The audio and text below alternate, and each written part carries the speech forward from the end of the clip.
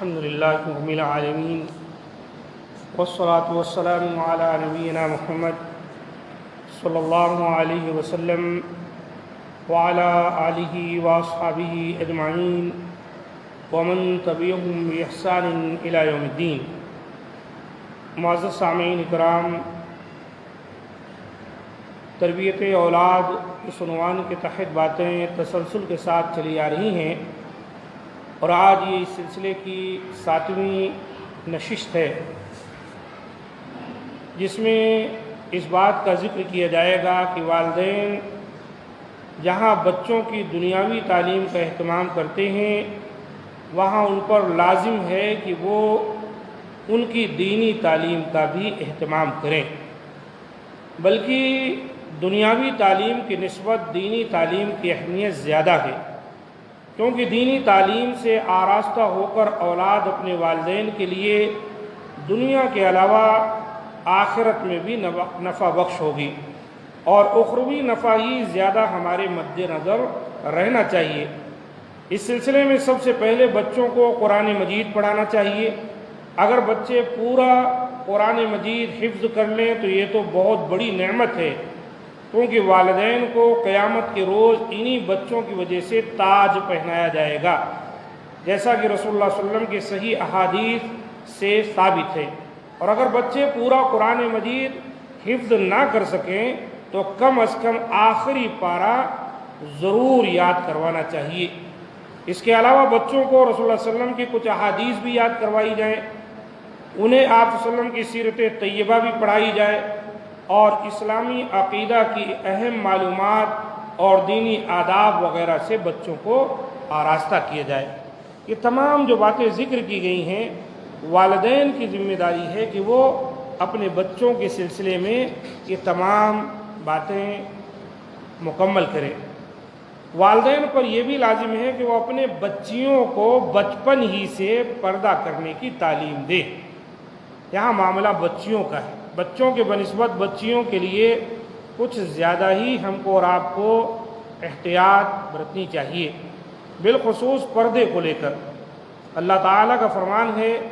یا ایھا النبی قل لازواجک وبناتک ونساء المؤمنین یدنین علیہن من جلابیبہن ذالک ادنی ان یعرفن فلا یؤذین۔ اے نبی، اپنی بیویوں سے، اپنی بیٹیوں سے اور تمام مسلمانوں کی عورتوں سے کہہ دو کہ وہ اپنے اوپر اپنی چادریں لٹکا لیا کریں،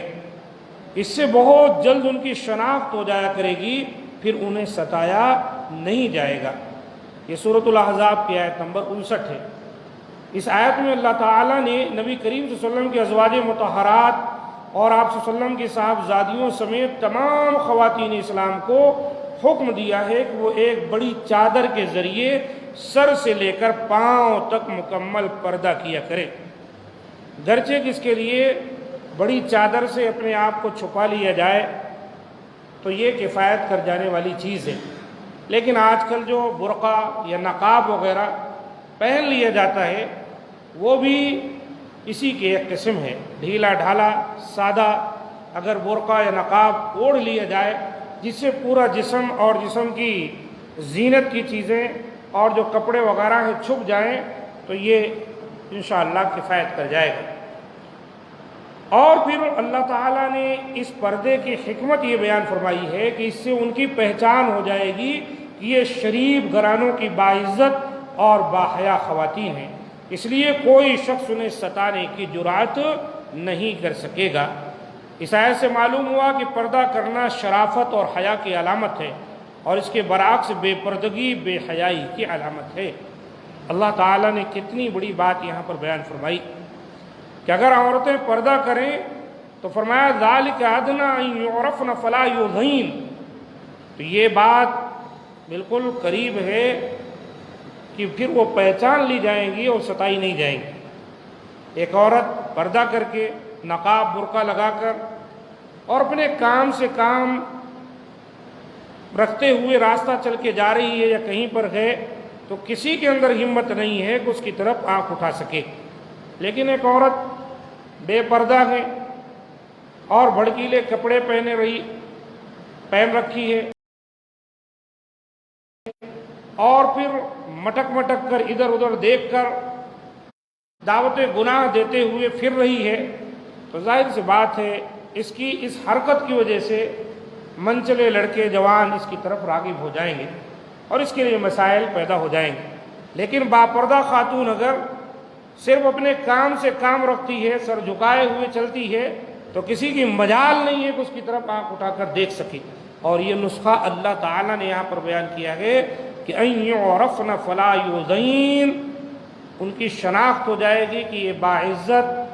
اور شرافت والیاں ہیں، اور پھر کسی کی ہمت نہیں ہے کہ ان کو ستائے۔ یہ پردے کی بہت بڑی خوبی اور بہت بڑا فائدہ ہے جس کا ذکر اللہ تعالیٰ نے یہاں پر کیا ہے۔ اور اسی طریقے سے اولاد کو فارغ اوقات میں فلم بینی اور فضول ڈائجسٹ پڑھنے سے منع کرنا چاہیے۔ اب ڈائجسٹ کہاں ہے اور فلم بینی کے لیے کہاں جانا ہے؟ اب موبائل فون ہے۔ سچ یہی ہے کہ ہم اپنے بچوں اور بچیوں کے سلسلے میں موبائل فون پر نگاہ رکھیں۔ آج کئی زاویے سے اس کی ضرورت بھی ہے، پڑھائی لکھائی میں اور دیگر بہت سے معاملات میں، لیکن ضرورت سے زیادہ اگر غلط استعمال کیا جائے تو بہت سے مسائل پیدا کر دینے کا یہ آلہ ہے۔ اس لیے ہم کو اور آپ کو گاہے بگاہے اپنے بچوں کے فون کا جائزہ لیتے رہنا چاہیے، یا وہ کس سے بات کر رہے ہیں، کہاں چیٹنگ کر رہے ہیں، پڑھائی کر رہے ہیں یا اور کچھ تو نہیں کر رہے ہیں، کچھ تھوڑا بہت جو ہے نگاہ رکھنی چاہیے، تو ممکن ہے اس سے ہم اپنے بچوں کو کنٹرول کر سکیں۔ اور یہ بھی جان لیں کہ بچے جو بھی موبائل فون یا غلط قسم کا لٹریچر کوئی بھی استعمال کرتے ہیں، یہ سب جھوٹ اور بکواس اور برائی پر مبنی ہوتے ہیں، اور اس سے کچھ بھی حاصل نہیں ہوتا۔ اس کے علاوہ اس سے اخلاق و کردار کا بگاڑ پیدا ہوتا ہے اور بچے ضائع ہو جاتے ہیں۔ فارغ اوقات کو ان فضول چیزوں میں ضائع کرنے کے بجائے بچوں کو ترجمہ و تفسیر قرآن مجید اور رسول اللہ صلی اللہ علیہ وسلم کی سیرت طیبہ اور صحابہ کرام اور صحابیات کی پاکیزہ زندگیوں کے واقعات کا مطالعہ کرنے کی ترغیب دلانی چاہیے، اور انہیں ان موضوعات پر مفید کتب مہیا کرنی چاہیے تاکہ وہ انہی سے استفادہ کریں۔ اچھے پروگرام میں بچوں بچیوں کو لے جائیں، اچھے پروگرام ان کو سنائیں، بیٹھ کر ان کو دیکھیں، اور اچھی کتابیں دیں تاکہ وہ ان کو پڑھیں اور اس سے جو ہے ان کی صلاحیت میں نکھار آئے اور سچے پکے مسلمان بنیں۔ یہ تمام چیزوں کی ذمہ داریاں کس پر ہیں؟ ہم پر اور آپ پر۔ والدین کا کام ہے کہ اپنے بچوں کی اس نہج پر، اس طریقے پر جیسا کہ یہاں بیان کیا جا رہا ہے، وہ ان کی تعلیم و تربیت کریں۔ اللہ تعالیٰ سے دعا ہے کہ مولا کریم ہمارے بچوں کو نیک بنائے،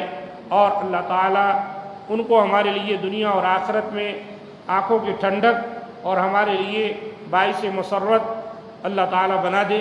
اور ہمیں اللہ تعالیٰ اس بات کی توفیق دے کہ ہم اپنی ذمہ داریوں کو کما حق ہو ادا کر سکیں۔ ھذا ما عندی، سبحان ربک رب العزۃ عما یصفون، وسلام علی المرسلین، والحمد للہ رب العالمین۔